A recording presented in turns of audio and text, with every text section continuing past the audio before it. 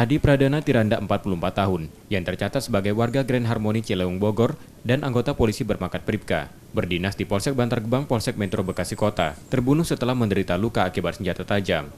Terbunuhnya anggota polisi itu dari informasi yang didapat. Korban bersama dua temannya mendatangi rumah Widodo, orang tua pelaku pembunuhan, di Desa Aur Gading, Kecamatan Tebing Tinggi, 4 Lawang, Sumatera Selatan, untuk menyelesaikan persoalan tanah keluarganya. Diduga terjadi selisih paham antara korban dan orang tua tersangka, dan terjadilah peristiwa tersebut. Korban yang terluka sempat dibawa ke rumah sakit namun nyawanya tak tertolong. Pas kami ke situ, kami turunkan bertiga, aku, Gustam dengan Kadi. Korban. Pas aku turun, ada mobil Tar, mantan Kades Aur Gading, Samu Lukti, Kades Pulang Budi. Jadi karena menghalangi jalan, aku naik ke mobil lagi. Aku naik ke mobil, aku mutar mobil, gua lari.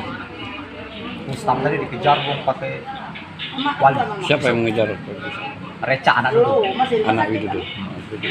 Tersangka sempat kabur setelah peristiwa pembunuhan terjadi, namun akhirnya menyerahkan diri.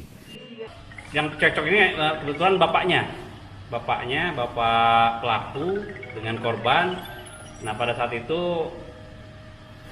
cekcok itu pelaku keluar dan menghunjamkan senjata tajam berupa parang ke korban, sehingga korban mendapatkan 5 luka tusukan di badannya, di punggung, dada maupun di lengan, yang mengakibatkan korban langsung tersungkur dan meninggal di tempat.